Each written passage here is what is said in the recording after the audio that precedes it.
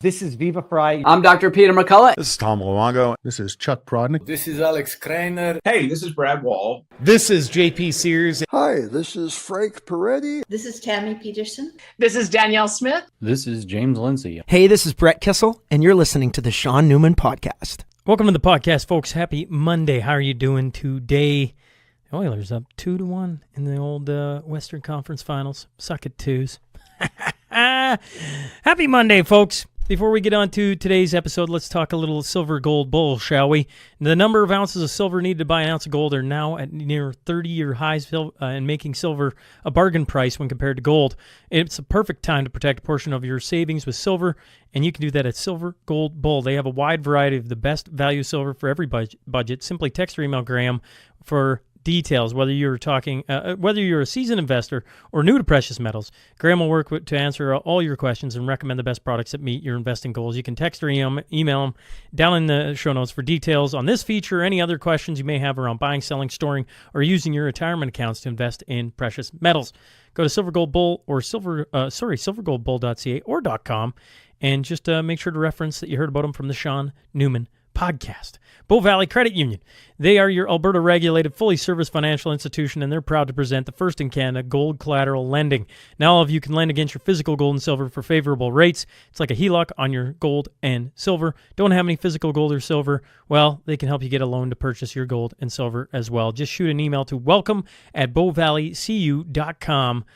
To say hello to Leanna. She's going to get your BVCU membership started today. For all your needs, just go to bowvalleycu.com. That's where you can find all the answers when it comes to banking in Alberta. Profit River. When it comes to firearms, look no further than Profit River. They serve all of Canada, and they want to make sure you get through to someone who knows their stuff. That's Joel. He's their phone and internet sales manager. And you can talk directly to them, bypass, all the normal and sometimes inexperienced sales staff. They've got Joel who can answer all your questions. You can shoot him an email at snp@profitriver.com. That's down in the show notes. And on any purchase you make, SNP, make sure to reference it. Gets you in for $100 gift card draws going on every month. And, of course, they specialize in, not specialize. They are the major retailer of firearms, optics, and accessories. They serve all of Canada. That means you're sitting anywhere in Canada, they can get you your firearms and all the accessories to those firearms. Just go to profitriver.com and they'll get you connected with Joel. Carly Clausen, Windsor Plywood, builders of the podcast studio table for everything wood. And when I started building the new studio, I went to Carly and his team at Windsor because we wanted to make it something, something that was just, I don't know, character wood? Like, what's the word I'm looking for? We're using walnut. I couldn't even told you what that looked like. But I went in, talked to his staff, talked to Carly, and said, I'm looking at, what would you recommend? And when it comes to wood, these are the guys. Whether we're talking mantles, decks, windows, doors, sheds, podcast studio table, podcast studio, these are the guys that can take care of you. So stop into Lloydminster today. Tell Carly I sent you over at Windsor Plywood. They got it all just kicking there. The Cornerstone Forum 2026. Yeah, we're working on it, folks. We're working on it. I have no details. It's in my show notes. What the heck? Tease it off. It's coming next year. We're coming back.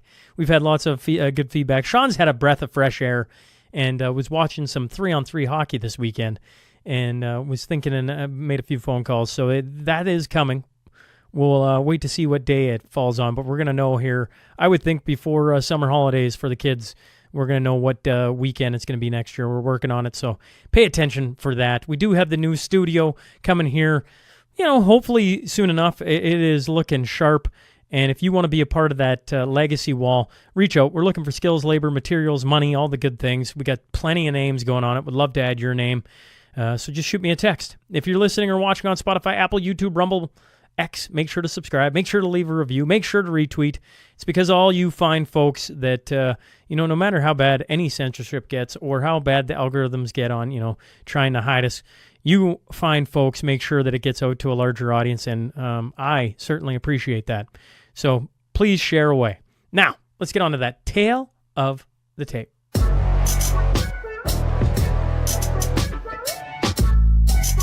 He's the host of the Vance Crowe podcast and founder of Legacy Interviews, where he sits down with grandparents, parents, retirees, siblings, and friends to cover their stories. I'm talking about Vance Crowe. So buckle up. Here we go.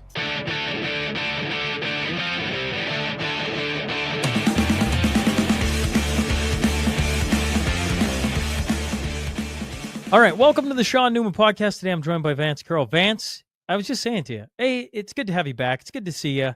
And thanks for hopping on this morning. Yeah, man. When you were telling me about how long it's been since we've done this podcast, it's shocking because it seems like we do it all the time. Yeah, well, I don't know. I was excited for this morning. You know, I these days it seems like it isn't a ton of politics. It is a ton of politics. It's a lot of what's going on here in Canada, and we got through the, Tuesday and I had the 12-hour election live stream, which was a ton of fun, ton of work. And then, it graduated into the event like 11 days later. And so like this week has just been like, I almost feel like I'm missing something, but I think it's because I don't realize at how high octane I was running for how many months, where finally I just got to take a breath, even though the world at times you're like, what is going on? I just don't have like an event 2 days from now, and I don't have to plan 50 some guests coming on a 12-hour live stream and all these things. And I get to take a breath, and I'm like, who do I want to take a breath with? And I'm like, I want to talk to Vance. It has been way too long. And I'm honored, man. That's great. Well, one of the things I always enjoy about our conversations is, you doing what you do in your realm. I was saying this to Drew Weatherhead every time he comes in studio, which is usually once a year. So I'm like, a year in a person's life that is like constantly seeking out new information, constantly talking to people is really fascinating, because you're gathering information, you're implementing new things, you're trying things. And what I find is over the course of a year, things have drastically changed. Probably you don't think it, but I'll probably notice it. I would think. Anyways, I thought it'd be great to catch up and see what's been going on in Vance Crowe's world. Well, it has been a wild ride. I've been trying to run this company. My wife runs her own company. She's a physical therapist. She started out as an aerospace engineer and went into physical therapy and had to learn how do you run a company. I've had to do that. We have 2 kids. We have a third one on the way. So life is just blooming with amazingness. Things that are the problems that I have today are problems that I would have given anything a year ago to have, but they still feel like problems. Well, they are. Yes, they're your problems. I'm chuckling. I didn't steer you off when you were at the house and 3 kids jumping all over you. You didn't go, well, this might be too much. You're like, nope, we're going for a third. I mean, it's like jumping into the cold water, because by the third child, how hard this is going to be and how much you're adding into your world. And yet you're like, all right, let's do it. Let's do it. But it's the only way you can have a little child that you can talk with and play with and share your ideas with, is to endure the really difficult part of infancy. We've been playing, the kids are into chess right now. And so I've been trying my best not to my oldest is 9 now, and he thinks he's a world beater. So then he plays me in chess and loses, and it's just utter meltdown. So I'm like, okay, Shaun, don't just try and take the standpoint of try and help him through it, right? So when he makes a move, instead of just being like, boop, you're done, I try and be like, okay, let's look around the board. Let's see what happens when you move that guy there. What's going to happen? So I literally point out a bunch of things. He's like, I don't care. I want the kill shot. And I'm like, oh, okay. All right. I've tried. And then I you do a couple, and then he's just upset, right? He had his grandfather in. He was teaching him I don't know what the technique is called, but the 4 moves to kill, to go checkmate, right? And he goes to Shay, he goes, but understand your father is probably going to do something that's unexpected. This isn't going to work on. And he's like, I don't care. So he tries it, and I don't even know what he's trying, because I'm not in their strategic planning session for this. And I do 2 things, and he's like, he melts down before he even gets to it, because he's like, you've already done something that I can't get you checkmate. And I'm like, yeah, but what is going on right now? What's awesome about chess is that the strategies and the way that you play give you all these metaphors for life.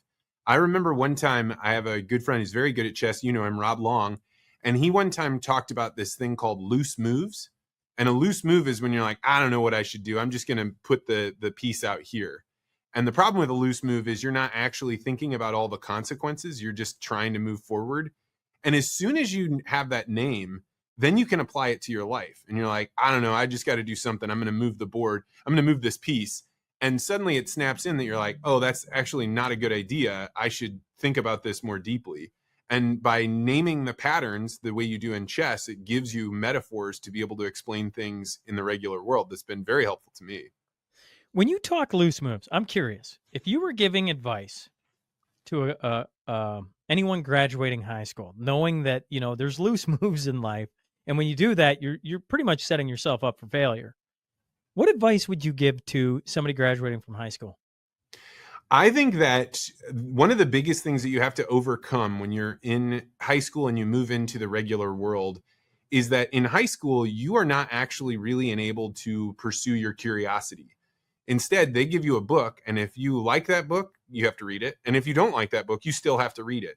And this distorts our understanding of what our psyche, our inner world, is telling us we should be paying attention to. And your curiosity is actually, I believe, one of the most important driving factors in your life. You have to control it. You can become curious about things that won't help you. But if you really listen to what you're curious about, you will not have to struggle to learn things. You will find that there is a question in there that you're interested in answering, and pursuing it is not like work. It's like figuring out the pieces of a puzzle. And so when leaving high school, even though you're going to make loose moves because you can't see everything that's around you, if you're pursuing your curiosity, and that curiosity is something that's got pure in heart, pure in intention, it will lead you to the best places for you. Here's a question on your curiosity, okay? You've been on, I say this all the time, of all the people I've put on stage, and I've put a lot of people on stage now, you're in a select company of people who treat the stage with the reverence I treat it with. Standing in front of a group of human beings, trying to be respectful of their time, trying to give them something that will engage them and maybe spur on some thoughts. And I've heard Peterson talk lots about being in front of, especially young men, and seeing them start to nod their heads, seeing them, start to grapple with some of the concepts he's formulating. And I was curious about the Cornerstone Forum. You asked, what did I learn? And I'm like, I'm having my Peterson moment, if I would, where I'm watching the audience be really, really engaged with it. I was saying to Mel after the show, the amount of people that came up to me after this one, and I call it ripping my arm off, because they're so excited, and I can't figure out what they're so excited about, because I'm literally making sure the show goes off smooth. It runs on time. Speakers get up when they are, all the little things, all the little details. And I was saying, I don't understand. I'm trying to understand it as best I can, because they're literally just like, they're so excited, I guess. I don't know what other word to attach to it. And thankful for what you've done. You've been on stage a lot. Have you had those moments, and how did you cultivate or dig up what people were pulling out of your talks? Does that make sense? I don't know if I'm phrasing that the right way. Yeah, I mean, the reverence that you talked about in the beginning is something that I think about a lot. And I actually think that for people that have stage fright, it is because they're not thinking about the perilous height in the right way. And I think because you should be nervous to stand up in front of a group of people. But the reason that you should be nervous about that is because you are asking for the most valuable thing that a person owns, which is their attention and the present moment. You only have the present moment, and your attention is your bandwidth for changing the world. And when you realize that people are giving that to you, then you have to think of well, what do I have that is worthy of that? Well, whatever I have that's worthy of that likely has to be something that I have both explored and I have an expertise in, but I am right on the edge of where I am going to discover something new, because I am expressing it to this group of people. And that might be because the person is going to nod, or they're going to turn in just such a way that it's going to spark an idea in my mind. And I'm going to say something that I didn't know before I walked on that stage. Or it might mean that after we get done, somebody's going to come up and say, yeah, your point about this, but have you thought about this other thing?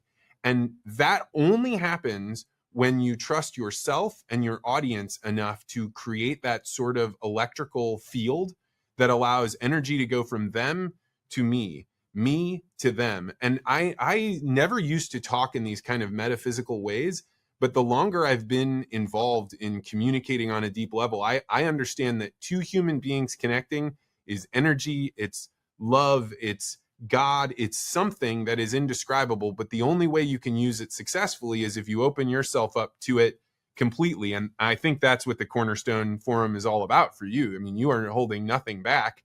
You are finding a way to express things that you know, and you are definitely open to the possibility that things will get created out of that you did not plan on and you have no control over. And that is truly powerful.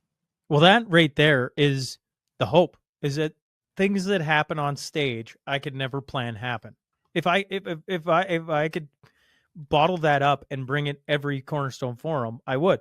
That's exactly what I want. I want things to happen on stage, not technically, like not the mic's going dead or something silly like that, but like where something unexpected happens. One was a military vet. Shout out to Chuck Prodnick.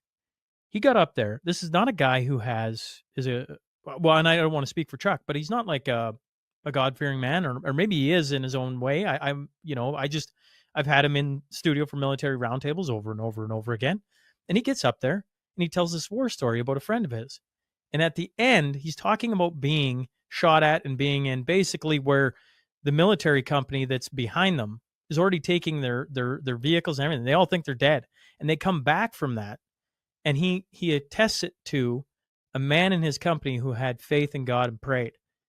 I'm oversimplifying, but like I'm sitting in the crowd watching this and I'm like, what is this? I didn't see that coming out of Chuck. I'm like, what is happening right now? That is like super moving and super unexpected. Like I couldn't have planned that even if I'd tried, and to me, that's why I put faith in people like yourself who've shared my stage and others, because I'm like, I trust that if you give the best you have, the unexpected will happen. Yeah, and lately I've been booked up for speaking quite a bit, and so I've had some people be like, "Well, if you can't come, who would you send?" And I spend a great deal of time thinking about who I recommend, because I mean it very seriously when I say, even if your audience is one person, that person, they're giving you the most valuable thing that they have. And when you are creating that room, people are driving for hours and hours. I mean, I've been to your stuff, like people drove 7, 8, 9 hours to get there. And like they spent money to be there, and they gave up on other things that they could do. So you really need to think about who is it that is worthy of attention. And you can't have too tight of a grip on it, because you, like a control freak, you go too far in like, hey, I'm going to make sure everything goes right. And you choke the very powerful thing that you have. You have to have enough attention to detail to care about the microphones and the lighting and, how is everybody seating. But that is a necessary but not sufficient way to approach it. You still have to find people that are worthy of the most valuable thing that 100 people brought with them. Here's a wild thing for you to, well, I don't know. I don't know if you know this, but okay. So when you came, it was like, I think the longest was 16 hours. And then the next time I did a show, I think the longest by drive was 28 hours, but I'd had people fly from the southern part of the States. And I'm like, that's a wild thought, because you're talking about tons of time now, money, hopping on a plane, train, automobile, you get it. This show, we had a person from Singapore. We had a person from San Jose, England, Cayman Islands, the list. When I was doing the little thing that I do towards supper time, folks, I get everybody to stand up, and then I want to know how far they've come, right? So as the distance gets further, more and more people sit down. And one of the things that has always shocked me is how long people stand up, because they've actually spent a ton of time in coming to it. And that's probably like one of the most powerful moments for me on stage, to see that an idea of mine, because that's all it is I'm just wrestling with this idea of how to create an experience where you get value for your time, like an insane amount of value for your time, which is obviously working in some form or capacity, because people are coming from further and further away, which is utterly shocking to me. I mean, it's got to be. I accept that it is shocking, but on some level, like the calling or whatever it is that's in you understands that the people that are coming, they come there both to hear what was said, but also because they then get to experience the energy of other people. They are taking the dice and they're throwing them and saying, I'm going to sit down next to somebody and we may think about things really differently, or we may have very little in common except for the fact that we're both here, which gives us some commonality that's going to allow us to span from, Singapore to the Northern Yukon territory, right? Like, and like that really is the power of what you're doing. Convening people is an incredibly important role in a culture. And I think for a long time, nobody was doing it. And like, this is a very Petersonian idea where responsibility has been abdicated. It lies opportunity. And that's what you've done, is you've created an opportunity for people to come together. And, it wasn't happening in their communities. And I think that's very powerful, but it seems obvious to me that this would be the outcome. Not to diminish what you're doing. No. It does seem obvious. When you talk about, recommending people, and putting, like that being a big responsibility, I understand that because I've recommended you before, and I'm like, I have no worries about Vance going and representing my ideas on stage for a different group, because I'm like, Vance is once again in this small select company of people I've ever put on stage where I'm like, that was good, and he respected the everything I built. He walked up and did what I thought, but better. So my question, I guess I want to switch here to legacy interviews, because, I've got one of the interesting things that I started with that, was a complete offshoot of starting the podcast is Lloyd, where I'm from, Lloydminster. The archives had asked if I would do archive interviews. So people who are closer to 90, but I'm going to give the age range between 60 and 90, pillars of the community. And I got to hear their life stories, some of the lessons that helped build them, a lot of the tough times that really formed them into who they became and how they dealt with that. You, sir, have been doing legacy interviews now for several years, 5 years. I'm curious. You wrote, and of course I exited off. I want to read it because I'm curious by, here, let me pull it up, folks. What a silly thing to do. I had you, and then I disappeared you, and we'll bring it up here.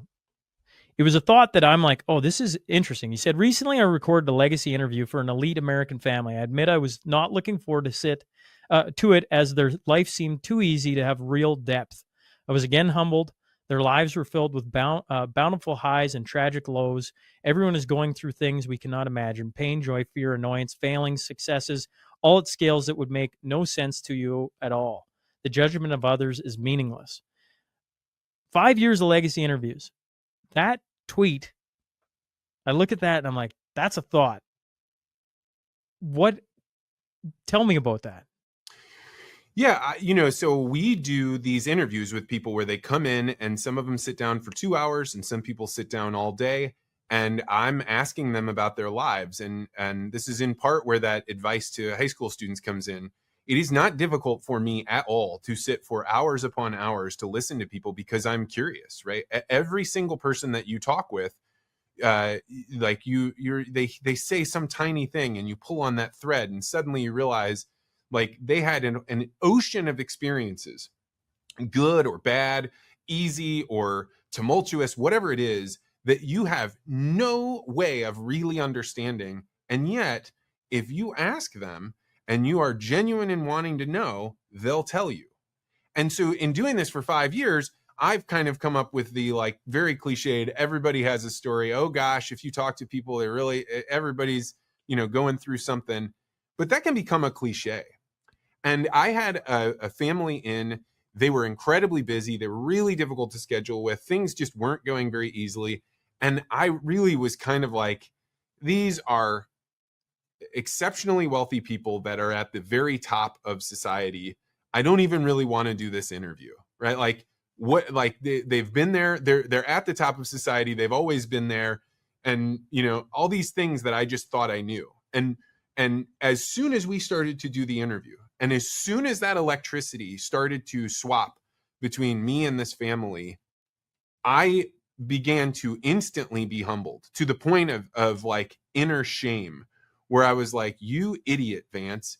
Of course these people have things that have gone wrong. Like everyone does. Everyone experiences things that are stressful, and they're like, I don't know how I'm going to figure this out, and I'm worried about this person that I love, and I'm afraid of this thing that could happen.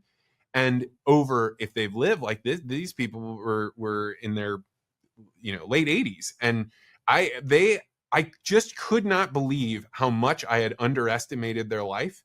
And if I could underestimate their life, then I was underestimating everyone's life. And what I really probably should have said in that tweet was that the judgment of others is really just, it should be the judgment of ourselves, because in me judging them, I was only doing that to make myself feel good. I was not doing that because it enriched my curiosity or it made it easier for me. It just made it easier because I was like, I'm upset or I'm nervous. And that's something that once you really internalize that everyone is going through something, it connects you with humanity in a very, in a much deeper way. Yeah, on this side, interviewing people as much as I do, there's times where I'm like uber excited for somebody, I just had a listener as we were sitting here text me about Don Cherry, which I did a long time ago. He said, what an interview. And I'm like, that was like a surreal moment in my life, to have somebody who'd been on, television for years and years and years, but he used to do these Rock'em Sock'em highlight videos on VHS tape. And Newman Family Christmas, we'd give the new one to Dad, and then we'd sit down and watch it. So I got like Don freaking Cherry. He's like, oh my God. And just to hear him say, I don't know how he said it, but good morning, Shaun. I was just like, oh my God, this is happening, right? But those are few and far between, I would say. And there's a ton where sometimes I could get like that. I'm not excited about this at all. And then it'll almost shock you how good of a story comes out of what the heck they're talking about. And you're like, I started doing legacy interviews again because people were asking me about it. And I was just like, I don't have time. And then I laughed at myself. I'm like, oh, Shaun, just change your brain and just schedule it. Like as soon as you start scheduling it, you have the time, and you have the time. And doing them again has been really enjoyable. Hearing someone talk about it, it just gives me such perspective on life. I feel like, I don't know about you, 5 years of it, you have more experience in the realm than I do. Yeah, there's something qualitatively different about recording a story for such a small audience as opposed to recording one for a much bigger audience. As you're talking to a guest, you're all three of you, the guest and the audience, are all in it for kind of a certain type of vested interest. I want to be entertained. I want to be informed. The guest wants to be seen in a good light. You want to make sure your audience keeps tuning in. You all have these motivations. And there's something about the legacy interview process that allows you to set some of those motivations down and really just be like, my job, my role here is to be actually interested in what this person is saying and listen to them. And I say this all the time. I've probably said it on your show before. Most people go most of their lives without ever having anyone listen to them. I mean, certainly you have the transaction. You're at the convenience store and you pay for gum, or you pay for your gas, or you interact with your barber or your hairstylist or whatever. Like, you're having those conversations, but people don't really remember those. They're often perfunctory. They're often like not really, there's so much going on in your own mind and in their own mind that you're not connecting. So the time that I get to spend with a guest becomes a sacred time. And it's very quickly that they come to realize, like, oh, this person is really, really listening. And, I would be curious to know how long into a legacy interview for you, Shaun, until you feel that connection. And is there something that you're going for where you're like, the electricity, we've plugged in and now we're going? That's an interesting question. I would say usually it's on them, less so than me. But in saying that, I always got to quiet my brain down. And when I come into a podcast such as this, It's no different. I flipped my phone over because you were chuckling at me at the start, and I'm like, I just gotta turn off everything. That way, it's not distracting me, so I can pay attention. And usually, with somebody who's coming in for a legacy interview, that style, you're usually pretty nervous, at least on my side, because they've never done anything like this before. They have a ton of thoughts on what they think it's going to be, and then everything you've said, I'm like, yeah, you got to sit and get into their story and treat it like it's, I've been talking lots about the Godfather movie. I watched it again as I get older, and I'm like, oh my God, what a profound movie. And if I treat every guest like that, and I try my darndest to do it, but if I do that, then I'm engaged. And once I become engaged and start, just pulling on little threads, there's something very, very, very powerful about listening to anyone. It's more important when it's in person, but even across virtual like this, when you actually listen to somebody and pull on one of their threads, they're like, okay. And then they just start going because they know you're listening. And it's just, what is that feeling? You probably have a term for it. I don't know what the term is, but there's something there that you just pull and it releases, and off you are to the races. So I would say, if you were asking me a time, 15 minutes. Sometimes it's 2 minutes because someone has a little more comfortability in what they're doing. But like the moments I've shared in this studio with married couples specifically, when they get talking about like happy days, there's usually a song attached to it. I don't know why, but there just is. And I'll be like, what song? And then they'll talk about it, and then it lights them up. And I'll be like, I've never even heard that song. And then, of course, modern technology, I just type it in, I start playing it, and it's like they are warped. They're somewhere different. They're not like they're in the room physically, but you can tell they're somewhere else in the song. And it brings back such a flood of emotion. It's making my hair stand up right now. It's such an incredible thing to watch and be a part of. And I don't even want to recognize it. Just like, I just stand back almost. I'm like, this is something. And you just let the time and space have what it is while the song plays. And then either they start talking or they just enjoy the moment. And those moments, whether we're talking sports or a legacy interview, are very rare. And I'm fortunate, I assume you're very fortunate, to experience those on more of a regular basis than most people ever get to. Man, you're a pro. Like it's exactly the kind of creativity that you have to have in order to break down those barriers and signal to people like, this conversation is not like the one you had in your Uber or the one that you have with your barber. This is something different. That's really powerful. A few months ago, I had a biotech firm approach me that had me do a legacy interview for one of their parents. And they said, hey, could you actually teach how you do some of this stuff, but like in a professional setting? And then another one of my legacy interview clients that runs a hedge fund found out that I did it. And so he's now had me come in and teach this to his hedge fund. And I call it interest-based communicating. And this last week, the benefit of me teaching this class is that, just like that loose moves thing we were talking about before, if you can name a way that you approach conversation or challenges that you face, you can overcome them. And I wanted to see how this strikes you. So I often talk about, in any conversation, you're at a cocktail party, you're at the Shaun Newman Presents, you're at, whatever, you meet a new person, and almost everybody falls into one of two camps that keeps them from really listening. And that is that the first one is what I call internal tripping. So the person introduces themselves and, says where they work, and you're trying to remember their first name. And then you remember where did they work? And then how do I know this person? And wait, what did they just say? And so you're like trying to gather up all these details, and you end up tripping, and you're not really listening at all. Cause you're like, I got to come up with a question. And you get to when they stop talking and you're like, and so you just ask some perfunctory question. So that I call that internal tripping. The other one that keeps people is what I call fast matching, which I think, for me, this is one that I really have to watch out for, which is somebody's talking and they're telling me about like, I dropped my parents off at the train station because they were going on a cruise to the Bahamas. And I am immediately trying to map something that I know about to what they map to. So I say, the Bahamas, where were they going? Now, What I'm actually hoping for is that you name that your parents were going to a resort that I've been to, so that way we can share notes on that. But that actually demonstrates very clearly that you're not listening, because the most interesting part of that story was that you dropped your parents off at the train station to go to an island. So the story, when we end up asking about the fast match, the thing that you can connect on, you actually make the conversation about you instead of about what was really going on there. And so which of those two categories do you think you fall into, internal tripping or fast matching?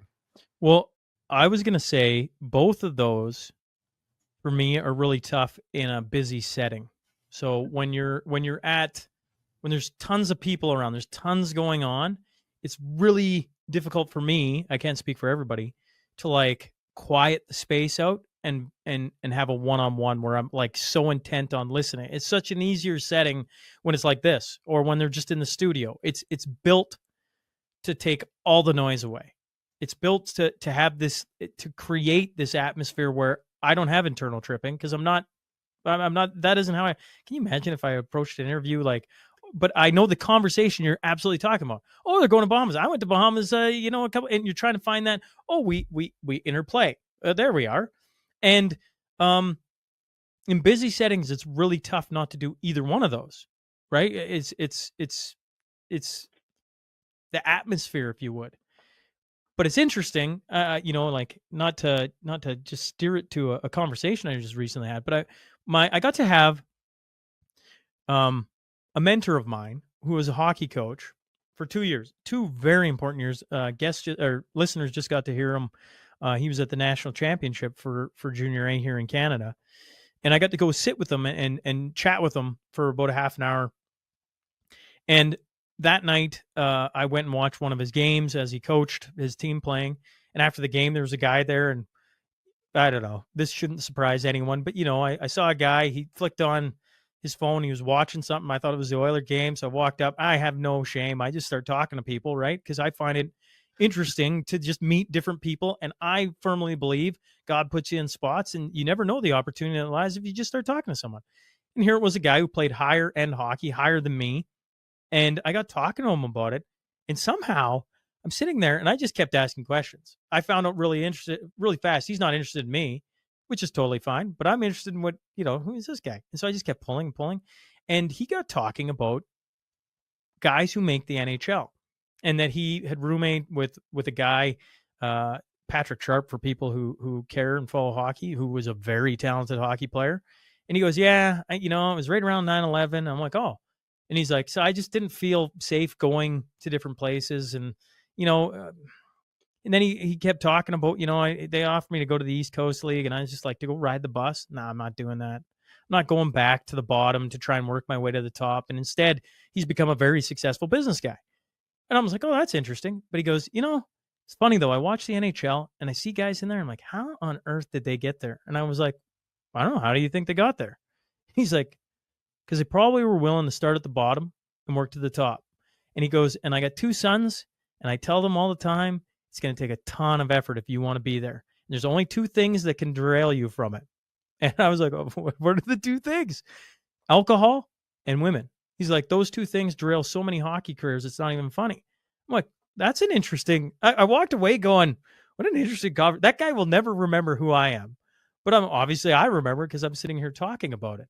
So when you the internal tripping and the fast matching that you bring up, when there's a ton of people around, or I'm wore out after the event is a particular one, I have to be very take a deep breath and put on your best face and realize you're wore out, and you have to try and I almost apologize over and over again about how tired I am. I don't deal with those 2 things when I step in this place. I don't think, Vance. But on the outside, those things are almost impossible to corral at all times unless you have a strategy I'm not aware of. When I get off a stage, and this took me years to learn, maybe 5 years of speaking nonstop, just talk after talk after talk, you get done and somebody wants to come up and talk with you, even if they frame what they are saying in the form of a question, you have to think about how much energy and effort it took me to understand, this person got way out of their comfort zone to wait in a line to stand there to talk with me. And really what they want to do is share attention. And so when I realize like, hey, you're tired and you are feeling, you're overflowing with energy because you've just had this adrenaline experience of giving a speech and it going well. And you're like, they come over and they're being complimentary and they're shaking your hand. And that's when you have to not be selfish. And you have to, like, this is me talking for me. I'm not saying you're being selfish, but like say like, oh, I need to return this energy to them. And if I can do it in this very public setting and I can get the world to fall away, you and that person can then share a moment that will transcend time. Dan Plummer, he and I have become Shout out to Dan. very close friends. I mean, he sends me videos. His wife sends me videos of their kids rodeoing. They've watched my kids grow up. They've sent children's books. And I told you, sorry to interrupt, but I told you, I think I sent you the picture that we got to go to their ranch. Yes? Yeah. Like, so anyways, I got a ton of time for Dan. Carry on.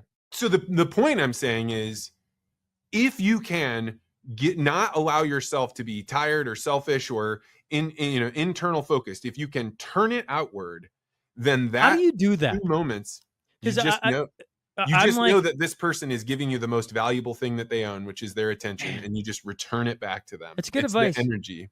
My issue after for the event, and I'll speak directly to Cornerstone Forum and to anyone who attended who tried talking to me at the end. And I hope I wasn't an asshole. I'm sure I wasn't. That's not how people would frame it. But I'm like, by the end of that day, it was a 14-hour day. By the time we were at the event to the time we left, and the event itself took a huge chunk of time. And I was trying. My problem is I'm so orientated to making sure the show doesn't go off. I take all my energy and it goes into that, and I don't stop. If I sit down, I can fall asleep. So I just don't stop moving all day long. And then by the time it comes to like where you're having those moments, I'm like, I got nothing left. And I don't know how to push through. I mean, I probably need to work on that. It's game 7 of the Stanley Cup. It is, the moments before you reach the pearly gates. It is, you do all of these things, at least what I learned. You do all of these things to get to the end. And so you can have the moment. So you can have that moment with those people. And that if you are really on the stage and you are really giving energy, the most deflating thing is that there's nobody that wants to talk to you afterwards. But if people do want to, you just have to remember, like, this thing is not over. And I'm not mean to be harsh, but anytime that you're allowing yourself to be like, I'm tired, it's an indulgence that you're not like, and I know it, man, where I'd be like, man, I just killed out here. I just did great. And I've got to sit here and talk. But then you wake up and you realize like, oh, actually the whole point of getting up there and having that moment is so that me and this person can share love or energy or God or whatever it is. And that actually is the last moments of the game. Oh, that's good advice. God. Here's Vance laying truth bombs on me. But the only way you get good advice is that you failed over and over and over and over and over and over again. I mean, I got off the stage, being like, look at how great I am. And I look back so embarrassed, so embarrassed. Well, I watch, people may find this funny, but I've been, when the Cornerstone Forum happens, I catch maybe 10% of it because I'm just ensuring the experience is flowing. And so I've been watching game film, as I call it, and I watch my opening thing. And I thought I did really good, and I think overall I did really good. But then I'm watching myself on stage, like, why are you doing? There's room to improve, Shaun. There's room to improve. It's uncomfortable to watch it, but it's necessary in order to keep growing and getting better. And are you editing your own legacy interviews? Do I edit my own legacy interviews? Yeah, I do, actually. There is no better game tape in the entire world than listening to yourself ask questions and watching their faces. And like, man, I have learned so much about how to do things in conversation. I'll give you an example. One of the things that I've learned is that asking how questions are far, far more impactful than why questions. We perceive at the beginning, like, hey, why'd you do that? That's like you setting them up and giving them, a rich ground to run through. But why questions are inherently impossible to answer, because why we do things is multifactorial. And most of it is not something that we're consciously aware of. We're unconscious of it. I did it because 30 years ago, my dad yelled at me when I did it this other way. So I always do it this way. And we don't even know where that's coming from. So when you ask somebody a why question, they have one of two responses. They are either going to be defensive, like, well, the reason I declared bankruptcy was because I needed to do this and this and da da da da. Or they're going to be in somewhat of a bragging mode, like, oh, now I get to tell you why. And so they start explaining themselves from the grandiose perspective. But if you can resist asking why, and you can ask how questions, if you can say, hey, how did you decide to go through bankruptcy? How did you decide what to do after this tragedy happened to you?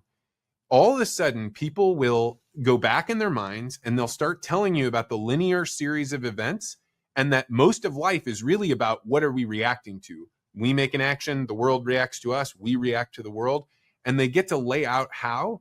And as they lay out how, why emerges. And oftentimes the why is something that they themselves didn't even know or understand. And you watch them have realizations about their lives because you ask them how. I think how is one of the most valuable questions in the world. And it's actually far more important to get good at asking how questions than why questions. That's interesting. I'm like, now I got to go back and listen, because I'm like, I'm not sure. I've never. I don't know if I've ever, one of the things I'm always intrigued with how your mind works, right? Is you're constantly trying to perfect it, I guess is maybe the simplest way to put it. And in my mind, I've realized how important listening is. So no matter the question you ask, the most important step after that is to listen. Because even if you offend them, you can go, oh, yeah, I didn't mean to, you can put it however you want. And then usually that elicits another response. And then you just keep listening and you keep allowing them to unfold what they're wrestling with in their own mind. And that's what I've always put the importance. I've never put it on how you ask it. Well, certainly not. I get there's certain ways to ask questions, but never on the wording, how versus why. And even deeper than the wording is, and this is something you naturally exude, that you are curious and you are very open and you smile so much. The way you react to people makes them feel very accepted. But when you ask a deep question, the first thing on a person's mind, because the fear is our primary motivator, we first say, like, should I be afraid of this thing? So if you ask somebody a deep question, their brain automatically switches to, why are you asking me this? And so helping people to understand that you are interested because that was curious, or you had said something unexpected. So like framing up questions, I one of the game tape things that I figured out was I used to give a ton of preamble to a question. Now I give only enough preamble that the person understands why I'm asking. So for example, I might say, you mentioned that your mother dying was very difficult for you. Tell me about how you went through the grieving process, right? So all of a sudden, the person knows, like, oh, he's recalling back that I had said something, and he's giving me an opportunity to linearly lay this thing out. And so they're not afraid of answering the question. They're not wondering, are you going to use this information to hurt me? Is this going to make me look bad? They're now able to set up the rest of that question and the answer to it in a way that makes them flow, where they are not actually structuring the answer to change your impression of it. They're answering it from a place of authenticity, and that authenticity is the trunk line of the energy between the two of you.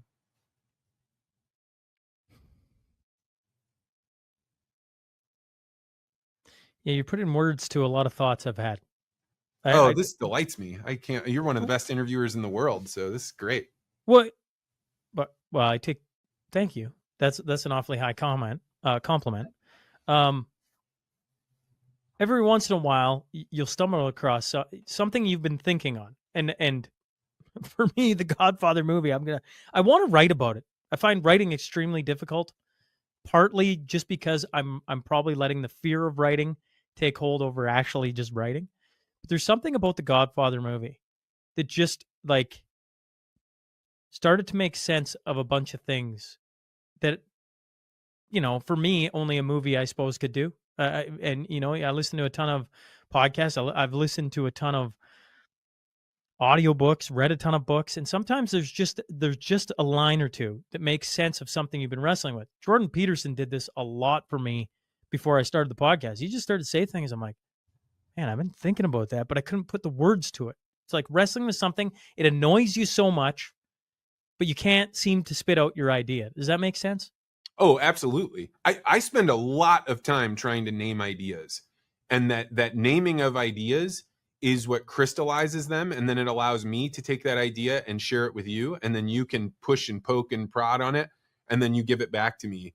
And I think that's one of the functions of men spending time together, is that we have these ideas that we're kind of playing with, and then we put it into words, and then we let our friends like get on it and beat on it and stuff. But if you're not meeting with people regularly and you're not sharing with them your ideas, then they stay a cloud. Oh, I've kind of been thinking that, or I've always thought that. And so getting them out. So if writing is difficult, maybe instead of thinking about writing it as paragraphs, you should write it as a single sentence. I have this idea I want to put a name to, like loose moves, fast matching, internal tripping. And then just explore it after that. Mm-hmm. Make it better. Just keep iterating on the definition. A definition has two components, a genus and a species. It like tells you the genre, like a cat is a mammal, with something that differentiates it from all other mammals. I don't even know what that is. But so like once you can name the idea and then put a genus and a species to it, and then just keep working on that definition, and eventually you get it to the purest point. It's not writing paragraphs or pages. It's actually writing something very, very small. Have you ever had on your side, whether it's a book, whether it's going and watching someone speak, a movie, I have no idea, a song for some, I suppose, that has just, it's a commentary on who you are? Oh, 100%. And I have come to realize over the last 4 or 5 years that it is strictly personal to me. But there is a book by Carl Jung called The Undiscovered Self. And I found myself literally slamming the book shut and being like, how could he know this?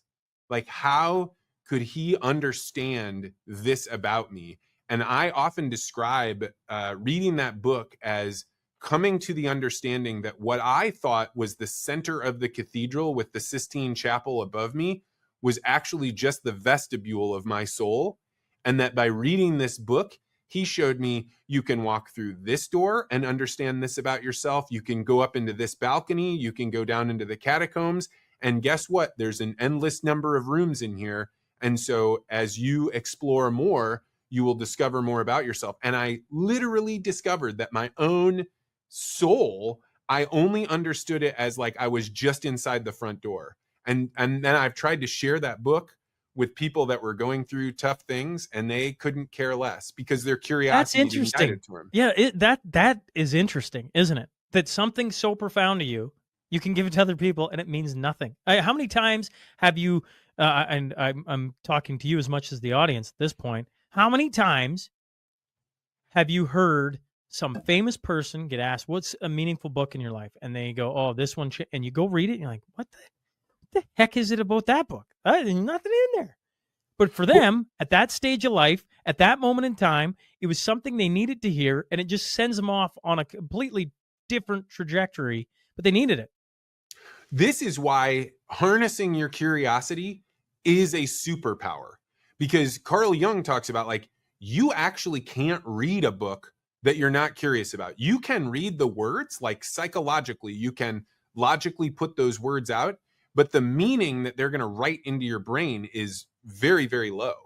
And so what curiosity does is it finds like, where is the largest pipe that I can have that will just flood things into my brain? And really social media AI, all these things in the entertainment industry have figured out they can flood that pipe with sludge that is your purient interests, right? The things that you're like, oh, naked flesh, or opportunity for greed. Like, you can get distorted in curiosity, but if you can like really harness it, then you don't actually give a fuck what is somebody's book is that they find important. If you open it up and you get to a few pages in, I will chuck books off to the side if I'm not interested, and if I don't like them, I throw them away. I don't want those memes out there, but like, I never read a book I'm not curious about. It's funny you bring up curiosity as a superpower. You know, one of the questions I'd written down on my paper was, I wonder what superpower Vance Crowe figures he has. And I don't know why that question, I'm like, what a strange question. And then you say curiosity is your superpower, and I'm like, that's I get to go to my hometown in a couple of weeks, and they brought me in for graduation. And I'm like, I don't know what most people think of that, but I'm actually like quite humbled by it, to be asked. That's amazing. And I'm like, I don't know what the heck to tell these kids. I'm like, because if you would have sat in front of me when I was 18 and told me the world's your oyster, just go after whatever you want, it doesn't make yes, but no, right? It doesn't really give me any direction. And I was thinking about, like, I wonder what Vance's superpower is. And then you say the line, and I'm like, oh, that's, I don't know what that is. That's rather comical on my end. Well, it's synchronicity, right? And Carl Jung actually talks a lot about how synchronicity is the signal that you're in the place that you need to be. And I think, like, you find that one of your friends, like just in our case, we haven't talked to each other in a while, and for some reason, like, the things that you're interested in map to the things I'm interested in, and this is just a signal that you are in the place, whether that's like cosmically, like the universe wants that, God wants that, or if it's just, hey, like, you're finding a groove. But waves are real things, and that's what I think curiosity allows you to do, is to get on the wave that's going to carry you the furthest and have the most energy. Yeah, and the thing about curiosity is, once again, I go back to all the different forms, from music to movies to books to conversations. One of the things by following curiosity specifically is, if you're open to it, you never know when you're going to find the book, the piece of music, the lecture by somebody, on and on, that could completely alter the way you move forward in life. And that can happen all the time. I point to you a lot with Jurassic Park. I think, to the people who just started listening to the podcast, if you go way back when, I was part of Vance Crowe's book club. We used to read a different book every month. And I used to sit there and go, why are we reading this book? It makes no sense. We read Jurassic Park. And in the middle of COVID, and I don't know if I've told you this story, I got invited to Brownfield. Middle of nowhere. Sorry, Brownfield, but it's the same as going to the middle of nowhere, Saskatchewan. To literally talk to a hall of 400 people. And it was in the middle of when you weren't supposed to be meeting. So you can imagine, the heightened senses and everything. And I got up on stage, and I'm still not a profound speaker, I don't think. But I was honored, and I always try and condense, if I have 20 minutes of thoughts, I try and condense them into 7, because I don't want to go long-winded. And so I got up there, and I was thinking on the ride, I was riding with Dustin, my brother, and he was driving, and I was writing out my speech. And we had just finished, or were somewhere in the range of finishing Jurassic Park. And when we first started it, I thought, what a stupid book. Why are we reading Jurassic Park? Vance Crowe's this brilliant guy. Why are we reading Michael Crichton, Jurassic Park? And then I read it, and it's become, well, in Brownfield that night, I looked out on the crowd, and I said, it's times like these, I should probably quote something from the Bible. And I could see a ton of head nods. Yep. And I said, but I'm not going to do that. Instead, I'm going to read you something from Jurassic Park. And I got a laugh from the crowd. And then I, read this thought on it's funny. I wonder if I still have it on my phone, because it's just become something when I look at life and how it's not straight linearity. It's just not one event after another. It's one event can completely change your trajectory. And if you approach life like that every single day, the world is absolutely full of possibilities. It's actually given me so much hope in life. This is where you and I think, are so similar that, like, at some point along the way, I heard this idea, and it was basically like, every single person you meet could be an NPC. They could just be a character in the video game that has no autonomy, or every single character you meet could be critically important to the next phase of your life, to the next thing that's going to happen to you. And that this person, no matter how they look, no matter how much they're interfering with the things that you have going on, like, may hold the keys to something you need to know tomorrow, a week from now, a year from now. And when you treat the world like that, it turns out everyone is that way. Everyone does have something that they're, like, trying to teach you. And all of a sudden the world opens up, and the electricity and the opportunity and the adventures and the chaos, it becomes manifest right in front of you over and over and over again. I'm laughing because on my side, Vance, I found my notes, and I have it just goes on and on and on. This doesn't, you can't see it, but it's like pages of notes from Jurassic Park. I don't do that on every book. I don't. Jurassic Park. Okay. You know, you want to have your mind melted. Have you ever gone and looked up Michael Crichton, like, videos of him on C-SPAN and stuff? No. Oh, dude, this will melt your brain. This guy was so far ahead of what was going on with propaganda in the world, what lies we were being told by the experts. It will, you in particular, all of your audience, it will melt your brains. You will not be able to stop. It will be a Jordan Peterson-esque type, like, thing, I believe. Well, it won't shock me, because I'm like, the guy, if Vance Crowe has done anything to the Shaun Newman podcast, folks, which I'm sure there's lots, one of them is Jurassic Park. It's just changed. Like, I read it so many, when I cannot tell you how many times I went back to this line in the book and went, I can't believe that's in Jurassic Park. And it's straight linearity. This is what I've read in Brownfield. Straight linearity is an artificial way. And just to set this up, this is like November 2021. This is in, like, the darkest time of Canadian history, in modern time at least, where we're meeting in a hall where you're not supposed to get together in groups more than, what was it, 15? I don't know. And there's like 400 people there. It was an insane thing to drive to. And then to see how many people there and be like, wow, this is something. So when I make the joke, I would read something from the Bible, but instead, and I get to laugh, I read, straight linearity is an artificial way of viewing the world. Real life isn't a series of interconnected events happening one after another like beads strung on a necklace. Life is a series of encounters where one event can change all the events that follow in an unpredictable way. I'm like, I can't remember how I ended that. But when I look at you, Vance, I'm like, one of the things when you talk about waves and we're on the same, is this is why I was like, who do I want to talk to this week? I want to talk to Vance Crowe. Why?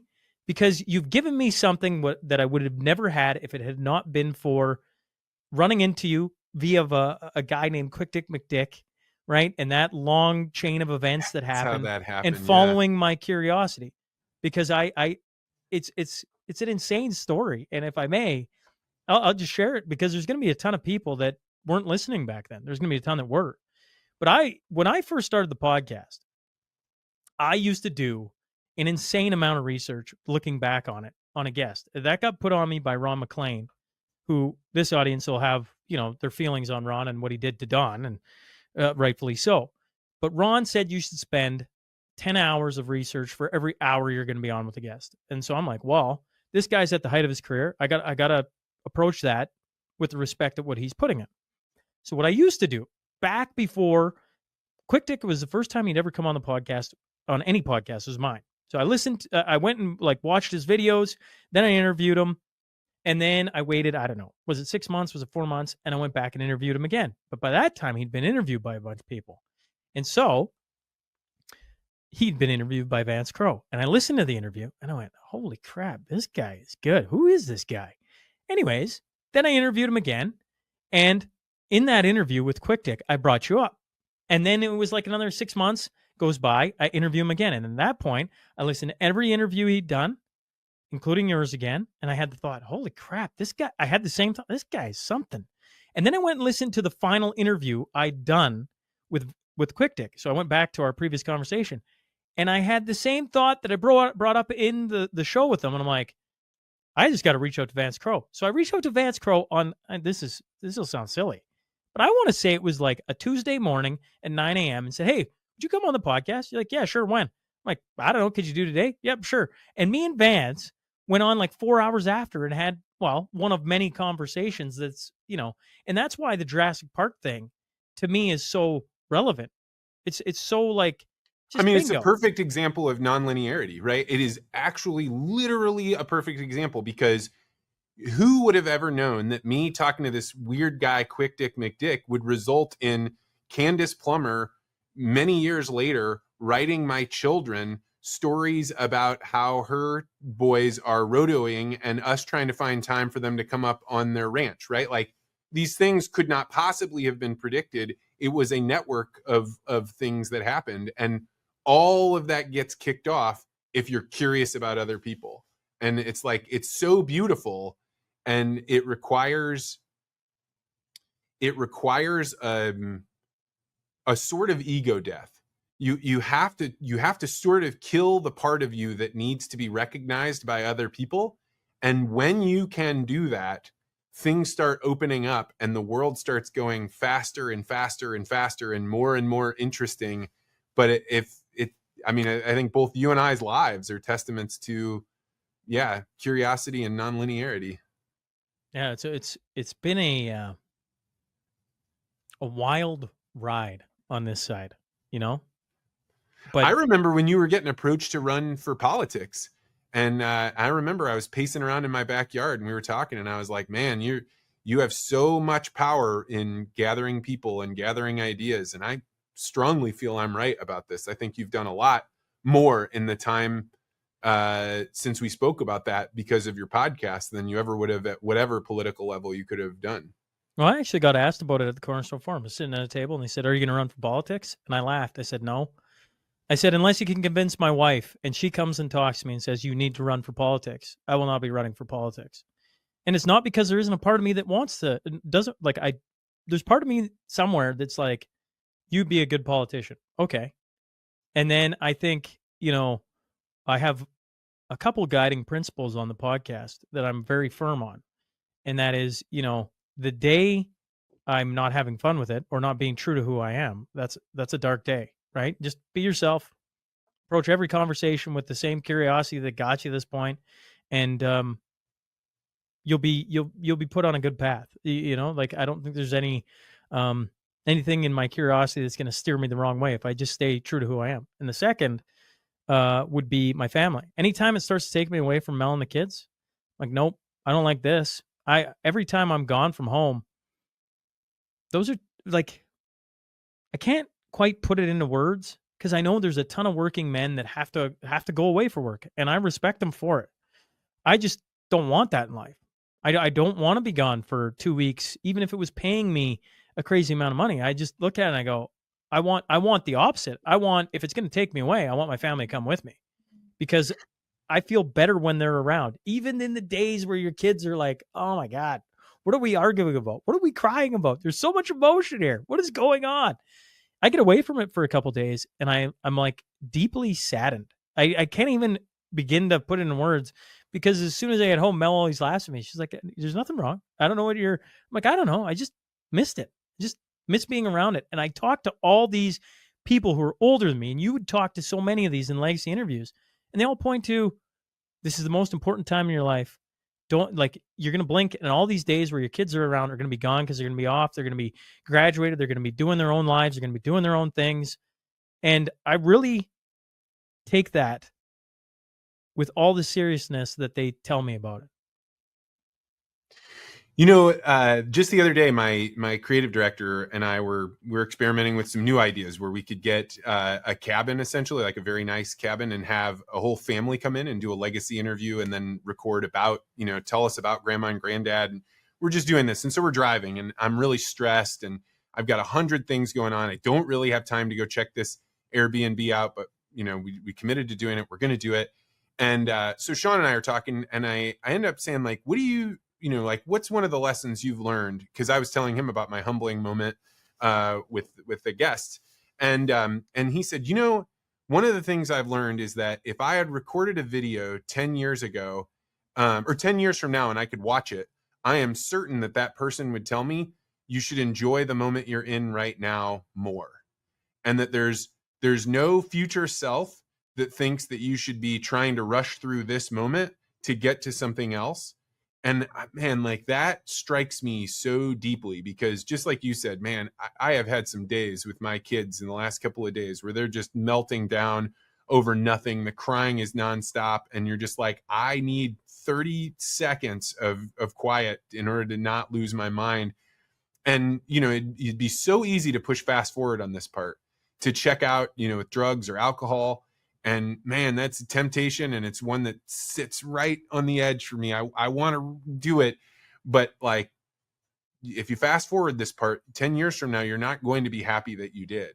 And that really the thing that would make you happy is if you were to say, I'm really glad I took that time to be where I was, and to be happy with where I had gotten, and to realize that the problems I have today are problems that a year ago I really, really wish I would have had. I don't know. I think that's a beautiful thought, honestly. You bring up drugs and alcohol. Are you, I can't remember where you're sitting. Are you drinking at all, or are you? Drinking was very easy for me to give up. And then I used to like smoke weed quite, like, not a lot, but like, fairly regularly. And what I realized is, like, man, it's like hitting the fast forward button. You're like feeling happy, but you're not really aware of what's going on. And I had to, a few months ago, like, be like, all right, we're hitting the fast forward button too often. Like, we need to stop doing this. So right now I'm not really on anything, but I'm also not like as hardcore sober as I was a couple of years ago with alcohol. But that's mostly because it doesn't have anywhere near the pull that it used to for me. I've been, I haven't had alcohol or anything for that matter since January 1. So I'm closing in on this mark, 6 months. I've watched and listened to a bunch of different celebrities, for the most part, talk about, the first month, they got there and they passed it. Then they thought, okay, 3 months, I'll go 3 months. And then they passed it. And I'm like, just not noticing anything. And then they all talk about the 6 month mark. And I've been curious about it. I'm like, it's like the event horizon for me. I'm like, what's over 6 months? Like, what is that? Why does that seem to be a trend? Not everybody says it, but enough say it that I'm like, there's something there. And, I went through like, you'll chuck out me. When I first interviewed Vance, folks, I had missing teeth. I think about that. I'm like, I go back to the early interviews, and I've had people say, like, holy crap, you're missing teeth. I'm like, oh yeah. Like this has only been, in the last couple of years. But the first month was, I wouldn't say difficult because I'd done it before, but it was on my mind more than I thought it would be, or I started to notice what was on my mind, I guess is what I'm trying to say. And then we had a hockey tournament in month 3, which, being in the dressing room, in my mind, was extremely difficult. That room has such, I don't know why I'm using the word reverence, but I have a ton of time for being in the hockey dressing room and the community in there. And alcohol is a part of it, right? When you get older, it's just, you have a beer after a game. It's just very social. So that was a difficult thing to get through. And once I got through that, I'm like, if I can get through that, I can get through anything. And it's funny, as I go along, as I inch closer to the 6 month mark, I'm shocked at how little I think about alcohol at all. Like, we just passed May Long, and May Long is historically, in my life, this big weekend where, it's the sun's, well, it wasn't out this past May Long, but usually the sun comes out, in Candleland, you get to go enjoy camping or whatever it is. You have a long weekend and you're just excited, and alcohol is a tail with it. And I'm starting to become comfortable with not drinking. It's strange to say that out loud.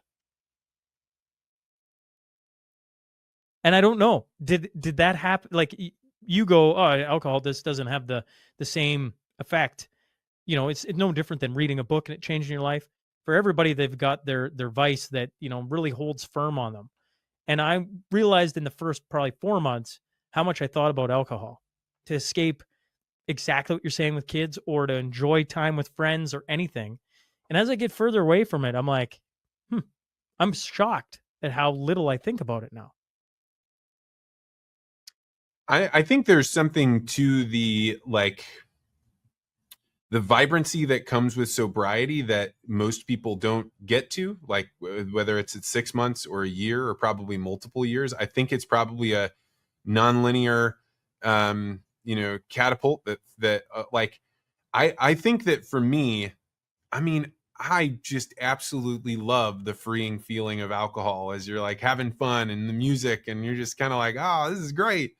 But like what I've come to realize is like the cost on the other side of it was so much higher than I ever knew when I was drinking that like I really, if I could go back, I would never want to watch the parts of the movie where you're like, oh yeah, on that Saturday morning when you decided you didn't feel very good, so you didn't go to that thing. Well, that thing would have led to X or Y or Z, or all the number of things that you just, you didn't feel good, so you didn't talk to that person, or you did something else.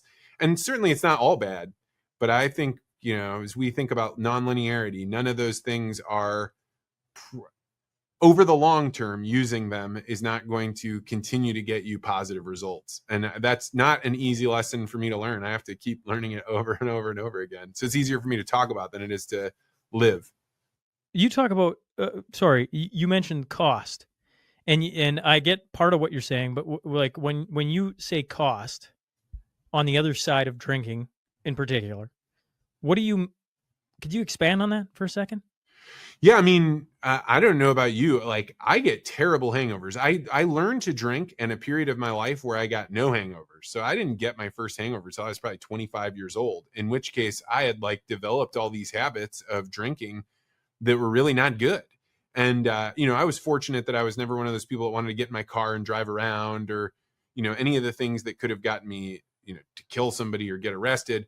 But I would wake up the next day when I started getting hangovers and, I'm not me. I'm like the same thing as an animal that's gotten hurt and they're like covering over that pain because like I have a headache or I'm really tired. And so now if my friends want to do something, or if I'm going to spend time with somebody, I'm not sitting there sharing energy with them. I'm sitting there, holding the wound that I just opened up in me. And, maybe it only lasts for a few hours in the morning, but you don't know what you've lost there. And if it's been happening all day, or if it happens multiple times a week or multiple times a month, like the cost of that, you'll never actually know. But you can be certain that you are not operating at the fullness of self. And so those are the things that, as I say them out loud, this is all for me to internalize and re-internalize, because I think, at least for me, I can create a vice out of almost anything. I can do it out of eating keto. I could do it out of anything. And really, it's anything that keeps you from being your full self has got a cost to it. Yeah, the cost is interesting. Even that word is interesting to me. And I think about it, and one of the things I equate the cost to of ice is how much the lingering effects of it dominate my thoughts. You drink, even if you don't get a hangover, like a bad one, I'm talking about, right? Let's just say you're a little bit groggy. It just, the effects of it dominate my thoughts for, I don't know, to me, like probably the next day. And then it becomes a bit of a habit too, where it's Friday night. Oh, I might as well celebrate Friday night, or friends come up, might as well, it's a birthday party, might as well. Everything becomes might as well. And I sit here at almost 6 months, and I don't want to think about how long I'm going to do it. Maybe I do it forever. But when I do that thought process, I start to scare myself. And so I'm like, let's just back it up. Let's do another day. Just do another day, just one day at a time. Let's just see where it goes. And don't beat yourself up if you have one, because that's wrong too. You know, like, you don't have to be so harsh on yourself. But as I start to understand it more and more, I'm almost surprised at how well I can monitor my thoughts and start to wrestle with them.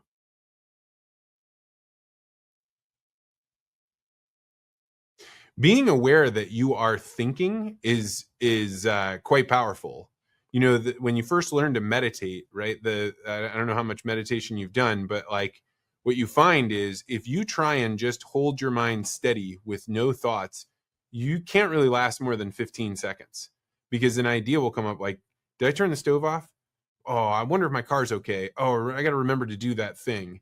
And the more and more that you do meditation, the more you realize that most of what you think of as thinking is not thinking at all. It's actually emotional bursts that are popping into your brain, and that you are reacting to those bursts over and over and over again.